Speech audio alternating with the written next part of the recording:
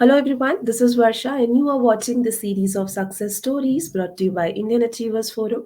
So once again, we are here with you all to discuss the success story of one more achiever of ours, and this time we have with us Mr. Karthikeyan Yuvaraj, who is the roboticist in Alphabet Company. But before we actually start the conversation with him, let's quickly have a look at a very small video telling you about what we actually do.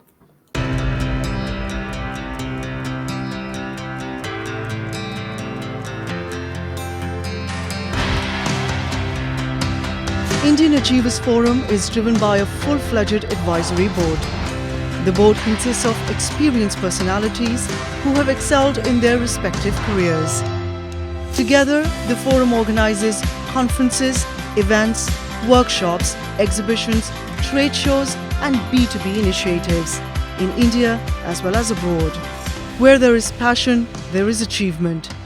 And where there is achievement, there is Indian Achievers Forum.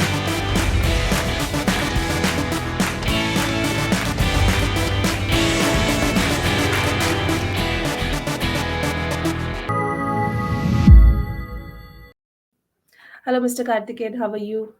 I'm good. How are you doing? All good, sir. Thank you so much. So, before we actually start our conversation, please tell us a bit more about you and your professional role. Yeah. Like as everyone told, my name is Karthikeyan Yuvaraj, and I would say, like basically by profession, I'm a roboticist. Roboticist meaning that I basically work with robots and develop their autonomous capabilities for them to be able to carry out some human-like tasks in like industrial setup. And I would say my journey like kind of started, like in a small town in India. It's called Neyveli, and it's actually a small town in Tamil Nadu. And basically, like since childhood, like I've been very inspired by science fiction movies, and thanks to my dad, I was introduced to Star Wars, and since then I was very inspired by robots. Like was kind of like used to think about what kind of things would require to work with robots, and my education and my career kind of led to working with them, which was great. And like my career like mainly falls in the domain of like I would say uh, basically programming robots to be able to like carry out like independent tasks. And for this I did education in Drexel University in USA, where the specialization was basically like developing autonomous systems. And my first job was basically it was with the DARPA stands for Defense Advanced Research Projects Agency, where the goal was like instead of sending in humans to neutralize nuclear disasters, why not send in robotic systems? It's actually based on the nuclear disaster which was happened in Fukushima, where at that time they sent in humans to kind of fix the issue and many people die. That's why the theme of the competition was like it's called DARPA Robotics Challenge, where can we make robotic systems to kind of solve this issue? And it was a pretty like a huge competitions like companies like Google, Boston Dynamics at the time, and also Lockheed Martin, NASA competed in that, and I had the privilege to compete along with them with my team. And my main focus was like making humanoid robots to be able to drive a car. And since then, it led to like an opportunity in Honeywell. Honeywell is a major engineering company out there, and similar kind of a effort there, but in more applications in industrial space, where they were working on a project called the autonomous truck unloader, where robots can go in and basically see where the boxes are inside a trailer, like in a truck, and start unloading boxes. And my main contribution was here was again developing the autonomous system side of things, the vision system aspect of it, basically helping the robots to see the world. And and also like currently basically like another basically I worked in a startup company called Vicarious, and that actually got acquired by Google. And currently I am working as a roboticist in Alphabet, where Alphabet and Google they go by different names, but yeah, let's say Alphabet. And basically again, like trying to develop advanced industrial applications, where robots can take over like mind-numbing activities where people do day-to-day activities. And yeah, that's been the career so far. Right. So, Mr. Karthikeyan, I'm very keen to know that how did you actually land up to the idea of, choosing this particular profession for you? uh, yeah. So basically, like as I mentioned before, like I was it would say a little bit of a like a basically from childhood. I was very kind of influenced by the whole sci-fi movies and cartoons, and that had a major effect on me. And then like basically like in school during school days, I learned my first programming language called Basic. It stands for Beginner's All-Purpose Symbolic Instruction Code. It's a very rudimentary programming language. It's not like Python or C++. And I found that I really love programming, and that's what led to my undergrad in computer science engineering from Amrita School of Engineering. But during my undergrad, I did like programming, but I didn't like just making applications like a banking application, just pure software based applications. I found out that I had a passion in like programming things and making things move based on programs, especially like working on microcontrollers. And at that point also like I didn't quite make the connection like this is something like could be used in like robotic side of things too. But towards like my final year in my college, I had this idea like this was kind of like in the library we were all talking like what's going to be the project for senior design. I was looking at some ideas in the magazine. Then I thought that okay, I mean maybe I for the senior design project I want to make my own robot. Like how I think that's going to be crazy, but also like it'll be awesome if I'm able to do that. Luckily my friends supported on that. We were a team of 4 people, and working on it was like I would say like kind of a once in a lifetime, and making the robot for the first time, making it, seeing it move. It was a very early stage project for me, but still it was really fun.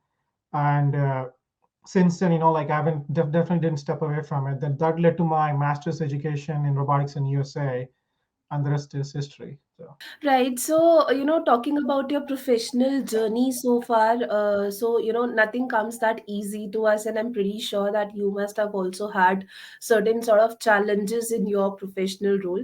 So, if you can please talk about those challenges and also the overcomings for the same. yeah.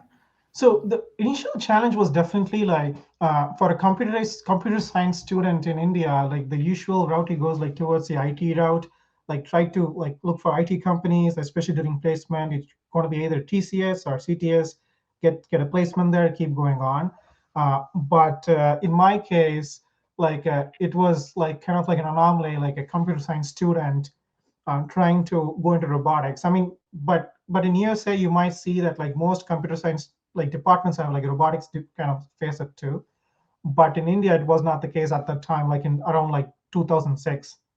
And so that was like definitely felt like a fish out of the kind of the out of the water situation. And but yeah, then again, I kind of like needed to be a little bit brave, like okay, this is something I'm going in a very different direction, and I need to be kind of like not like be very fearful of this, just keep going on. Another challenges was also like basically after coming to USA, after like towards the finish of towards like the end of my uh, education in robotics. Uh, like at that time, like around like this was like I don't know, like what 2012. There were opportunities for like jobs in robotics, but most of them like were based in defense basically. And to work in defense, like you need to need to be a citizen to be able to do that. And so yeah, that was a lot of like okay, there's not many jobs out there at that time. And even my own like I would say some of my peers like kind of suggesting that maybe I should change my field because I may not may not be able to make a career out of that in USA. But luckily, like the modern robotics revolution started happening at that time, and like it started going from defense industries to actually to civilian based applications like in the industrial space and other kind of like research space in the medical field and etc. And luckily I was able to get started on that. And I mean those were like initial challenges. And also the robotics field itself is very multidisciplinary. It's not like you need to be good in one thing. Just the programming enough won't be enough. You need to have, like for example, in my case I'm a combination of a software engineer and also like working with a lot of computer vision technology. And so yeah, you need to have a very multidisciplinary background for that, and that you can only cultivate through the more projects you get involved. So the projects you get has to be something like good too. So certain times, like yeah, luckily I was involved in the right projects at the right time, but also the opportunities, like getting the right opportunities was a challenge. Yeah. Right. So now moving ahead and talking about the future, everyone do plans for their future. So what further Mhm. plans are you having for yourself in the upcoming year? So if you can please share a bit of those plans with us as well. Yeah. So like as the robotics, like the field, like you might have heard of the term, definitely the heard of the term AI, artificial intelligence. Like these two, like are almost like I would say the two sides of a coin in my field. I would say like these are like definitely evolving on a day by day basis. My main goal is to be able to like, which is I think it's like a lifelong goal to be able to attain mastery towards like certain aspects of robotics. I don't think anyone in your lifetime they can say that they're a master in robotics. It's I don't think it's possible, but in my field, basically, like yeah, like basically perception AI and robotics. I want to be able to like further improve my skills. Like there, like furthermore, like different levels I can keep pushing through, and I would love to continue pushing through that. And also, like another kind of one of the most rewarding things in robotics is that basically the robot you work on, like sometimes certain robot, like certain kind of technology you work on, it's the most rewarding part is like putting your technology out there. It could be like in a factory floor, it could be in a restaurant, or it could be like in a medical setup. And basically the robot which you've been programming towards or trying to work towards is basically working with another human or another factory setup and accomplishing the task. I had the kind of privilege to be able to see some of my robots do that in the past. I want to be able to continue to do that with some of my current efforts. And that's the kind of like I would say the near future plan. Uh, I would say yeah, like trying to be able to like continue what I've been doing and also like trying to put more of my work out there. So like because the more you put your work out there, the more you learn from it. And I want to be able to continue to do that. So Lovely, and I wish you all the success for all these plans of yours as well. thank you. Yeah. Right. So now, moving ahead, and there is this question which I personally love to ask our bodies, and that is, what are your feelings on winning this International Achievers Award for you? Yeah, definitely. Like I would say it's huge privilege, I would say. uh, like it definitely gave me a lot of motivations. It's definitely gave me a lot of motivation to kind of do what I've been like trying to like do, give me a lot of like kind of like a, I would say a push, to continue what I'm doing, right? And definitely like I would say organizations like this like kind of authenticates, like the hard work people are putting in, like it's because recognition these days, people I've seen, like there's not much recognition to hard work or sometimes like real people what people put in. That's why I feel in organizations like this, like it's very necessary to kind of like recognize certain individuals, acknowledge their hard work, because that definitely like let's like first of all, like kind of like gives a lot of like motivation to the people who gets the reward and also like show the community, like the kind of examples, people, the challenges they have to go through to be able to like work towards this kind of thing.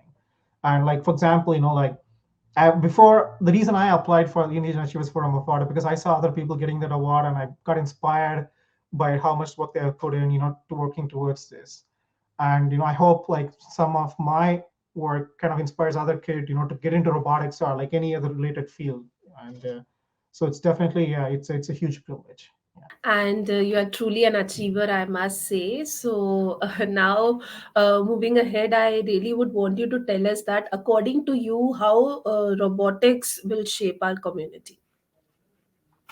So regarding robotics, like this is kind of like a huge buzzword, right? It's like whenever we talk about robotics or AI, the main fear is like, oh, robots are going to come over, they're going to take our jobs. But the thing is, robots, like basically are in the military term robotics, they're going to come to take away the mind-numbing jobs which people have been doing on day-to-day basis. Like for example, there are many companies which is working on like a burger flipping robot. Burger, like basically in a if you say restaurant, like the process of making a burger patty, like it's a very physically exerting process. And I mean, I would say it's a kind of a mind-numbing job too. And automating like certain jobs like this, and also like for example, if you see in a fulfillment center, like in an Amazon fulfillment center, there's a lot of process where there's a pick and place task, like basically taking an object moving an object from one place to another. This kind of does like has a lot of like a micro stress on a daily basis on a human body. And I believe, like having working on like jobs like this, like over time, it's only going to add more physical stress and not actually like kind of develop a human, to be able to like learn something or do something better.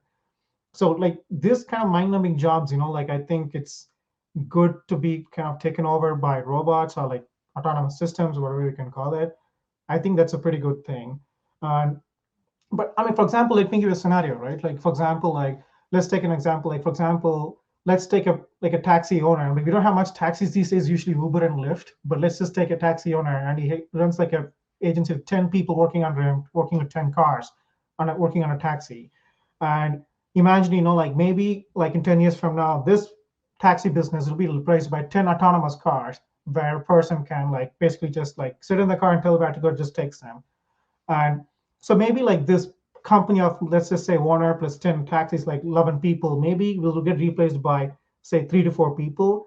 But their job, instead of just like driving cars around, they would want to like be working with computers and other kind of systems to monitor their cars in the field or help out people to transport. So basically they will need to learn some more things other than just driving car. In a way, it's going to like help the society evolve.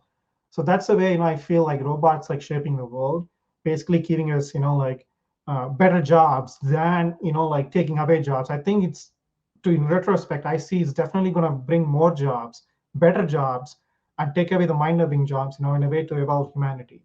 I don't think it's going to take anyone's job like right away. It's going to only evolve things in a better way. That's what I feel. Right. So now, last but surely not the least, what message or mantra you would like to give to our younger generation to become successful in their careers? Yeah. The advice I would want to give is basically, um, first of all, like whenever, like basically, like in coming to a career or make a profession, try to find something, like which you'll be happy. First of all, first of all, happiness is a factor. Like first of all, for example, your job is something you might do like 8 to 12 hours a day, depends on the company, etc. But make sure you pick up something which you, first of all, you're kind of happy doing it. And basically like taking a job or a profession, a career just based on paycheck, like it's maybe good, maybe like in a good in a like in a short term, but in the long run you might feel pretty empty inside. Like, so like first of all, find your niche, right? Find your, I would say, passion, and make sure that this is something you would love to do. Just try to find that, like try to take some time, especially when people are young, especially in their undergrad program and everything. There's many options now, like many kind of online kind of like tools and everything to kind of figure out what exactly you want to do, talk more with people, try to find that passion, try to find your niche. Once you do that, then after that, to kind of nurture that, try to find your tribe. When I say try to find your tribe, trying to kind of like find like a like-minded people who are working on such similar kind of efforts. And because then you would try to learn from them, and also like the challenges they face, the challenges you face, you can tell them too. Then you all can work towards that. And of course, like sometimes I would say, like sometimes, as example, in my case, at that time, now like robotics is in many, like it's a not a new to very new term, but during my time, I did feel like I said, like a very fish out of water scenario. You might find yourself sometimes what you like, what your passion is, may be different from all others, but at that time, don't be scared. Don't be, like, okay, I need to fit in. I need to fit in somewhere. Don't think of that.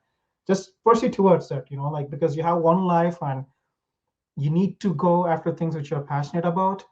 And so I think, like, yeah, like basically like find your passion, definitely spend some time on it and find your tribe, and then things will just keep going on. And I mean, like, I mean that would be the right thing to do, I feel. Yeah.